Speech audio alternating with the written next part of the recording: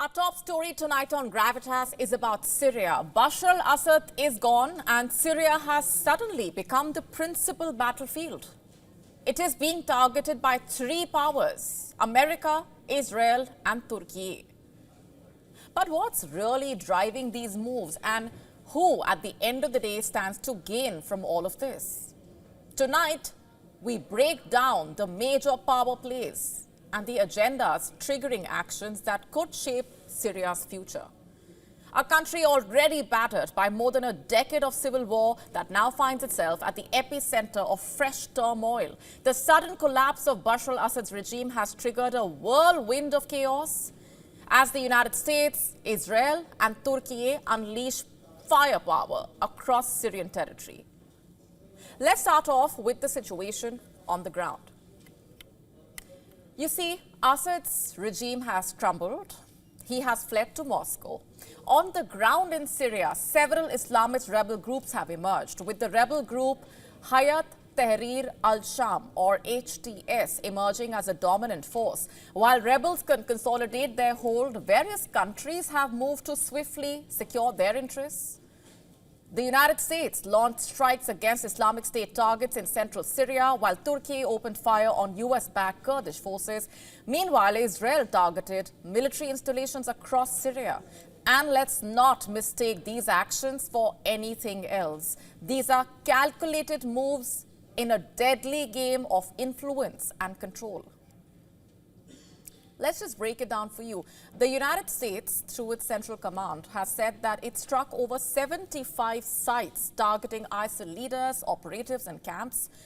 On the surface, this looks like a mission to prevent the resurgence of ISIS in the wake of Assad's fall.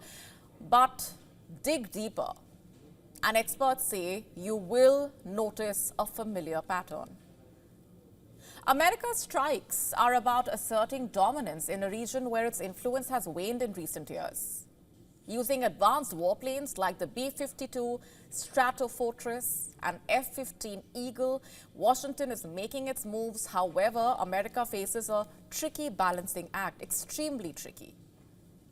Its key allies in the fight against ISIS are the Kurdish Syrian Democratic Forces, SDF. But the thing is, Turkiye, another US ally, views the same Kurdish forces as enemies. It is opposed to Kurds and blames it for causing insurgency in Turkey and labels SDF as a terrorist group. The Kurds, who control large parts of northeastern Syria, are reportedly crucial to Washington's strategy. In fact, the Turkish President Recep Tayyip Erdogan reportedly said that the country will not allow the Kurdish PKK or ISIS to gain from Syria's upheaval. Backed by the Turkish military, the Syrian National Army reportedly launched ground assaults on Kurdish forces in Manbij, Aleppo province. As per reports, these assaults were also supported by Turkish drones and warplanes that left at least 20 Kurdish fighters dead and 40 injured. Ankara insists its operations are defensive and aimed at neutralizing terrorist threats. Turkiye has no eye on the territory of any other country. The only aim for our cross-border operation is to save our citizens and our homeland from the terrorist attacks. Neither the PKK and its extensions in Syria nor Daesh are the representatives of our country. On the contrary, they are its enemies. The territorial integrity of Syria should be protected at all costs. Now, Erdogan's rhetoric, claiming Turkey has no interest in Syrian territory, does not quite align with the reality on the ground. You see, with nearly 3 million Syrian refugees in Turkey, Ankara has vested interest in shaping Syria's future, not just to address its refugee crisis, but also to expand its regional clout. And like we told you yesterday on Gravitas, Israeli forces entered the buffer zone in the Golan Heights, targeting former Syrian military sites. Israeli warplanes have reportedly continued to bomb key locations associated with missile and chemical weapons production. The Britain-based Syrian Observatory for Human Rights War Monitor has said on Tuesday that Israel had destroyed a large number of military sites in Syria, with about 250 airstrikes since the fall of the Assad regime. The strikes targeted airports and warehouses, aircraft squadrons, radars, military signal stations, multiple weapons and ammunition depots over the past 48 hours. As per reports, Israeli planes bombed at least 3 major Syrian army air bases that housed dozens of helicopters and jets.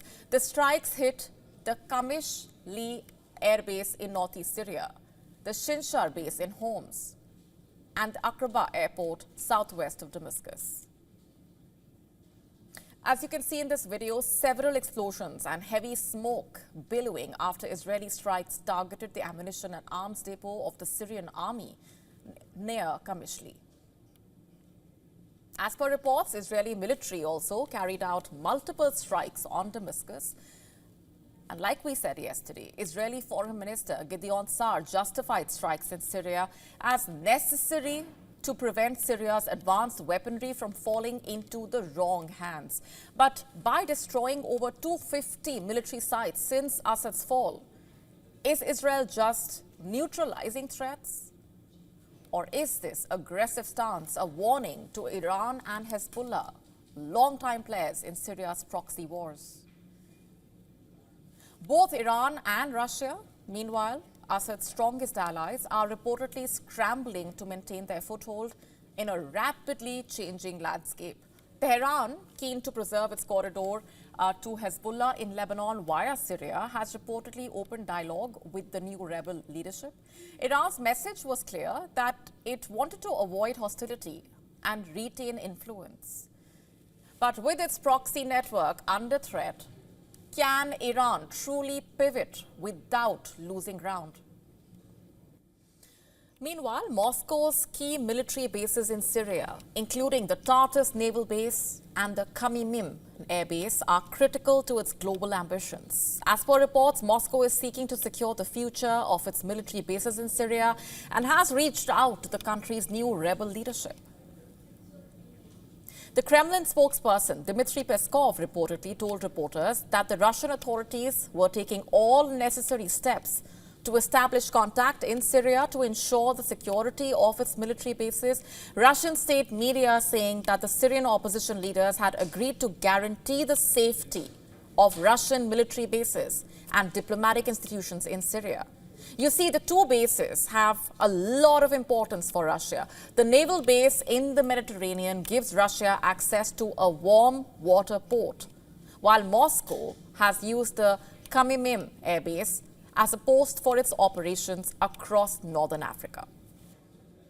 And even as alliances shift, Syria's future remains uncertain. The US, Israel, Turkiye, Russia, Iran are all vying for a slice of a fractured Syria. Syria has become a battleground not just for territorial control, but a major power play for West Asia.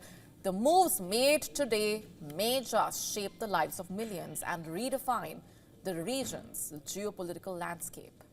What happens next is anyone's guess. Each move matters, and for now, the bombs keep falling while the power plays continue.